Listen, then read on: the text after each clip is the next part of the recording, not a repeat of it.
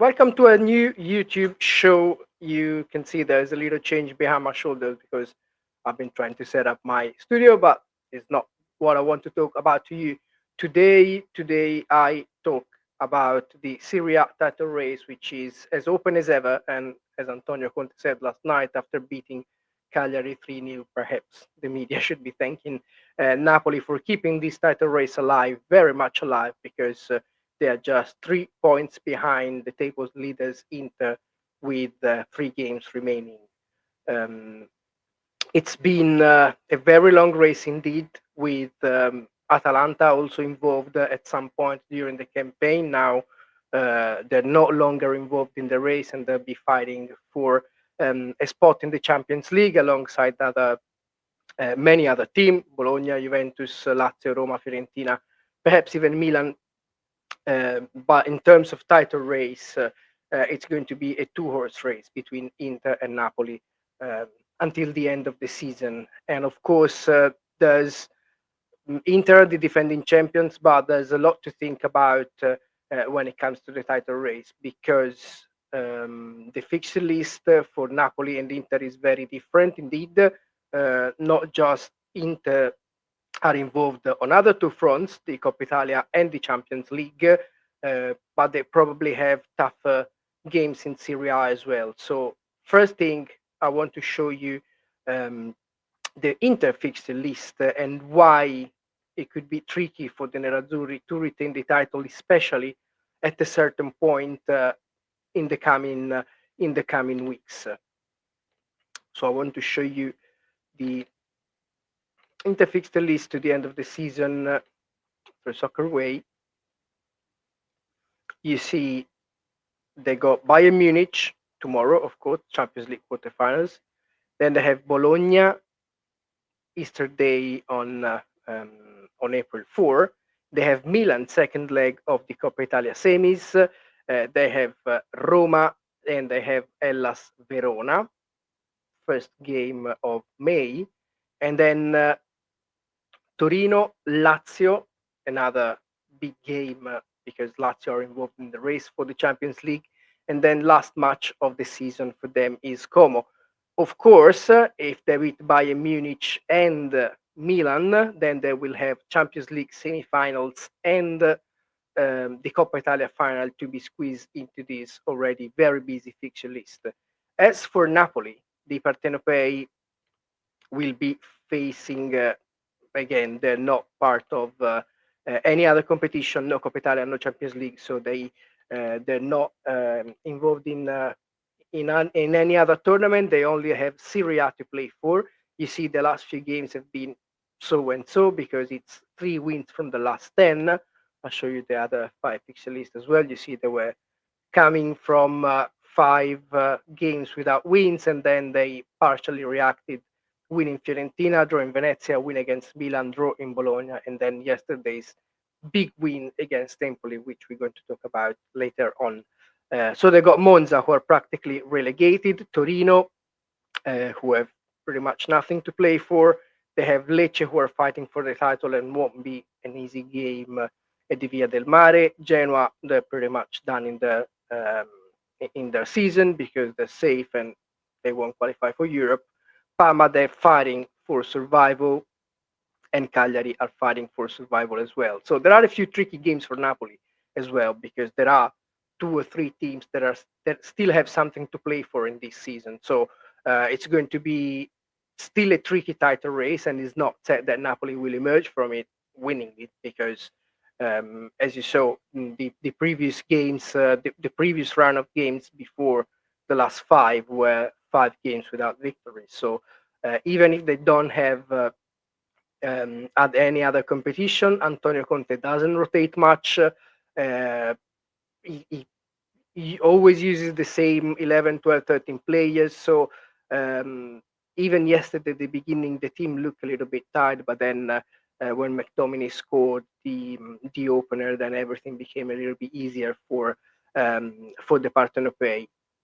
And last night was a good sum up of why Napoli will fight for the title until the very end, and who will be the key players. And clearly, Romelu Lukaku and Scott McTominay.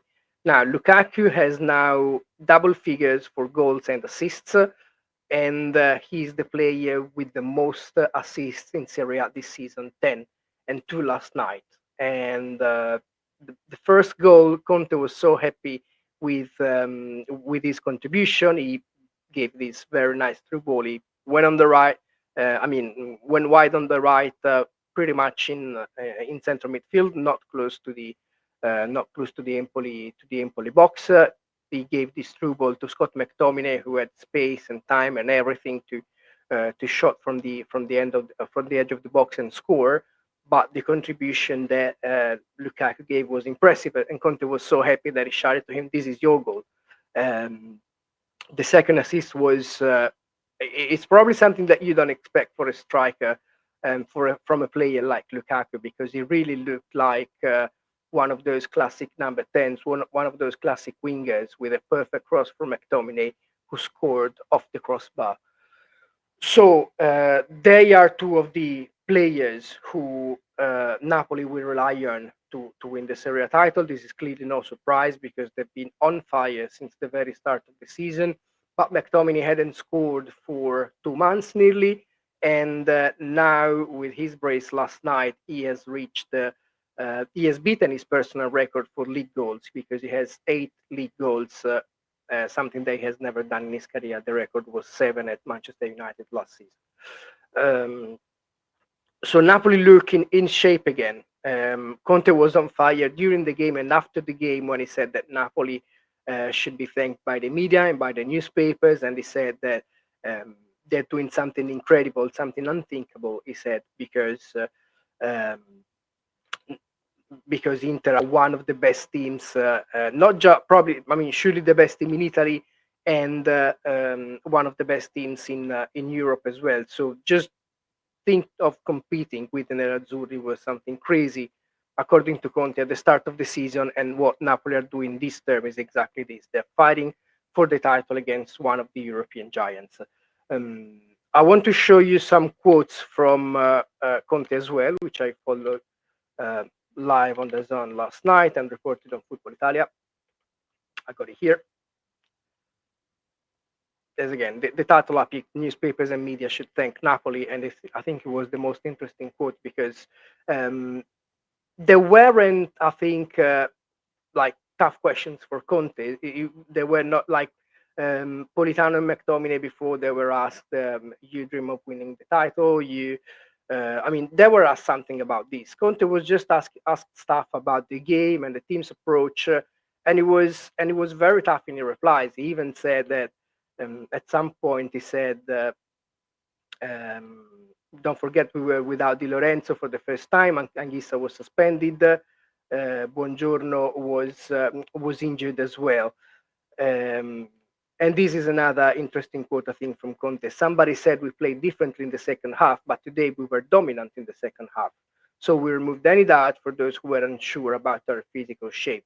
It was really willing to fight even during post-match press conferences. This is not something new when it comes to Antonio Conte, because we all know his fighting attitude. We know from his time at Juventus, at Chelsea, at Inter as well, how much he's willing to fight and how much he cares about winning and prove his doubters wrong. So yes, last night he did exactly that. He wanted to prove that doubters were wrong and that Napoli that can still fight for the Scudetto, even if he suggested that. Um, of course, his Napoli side are probably not favorite because they're playing against, they're fighting for the title against one of the European giants like Inter.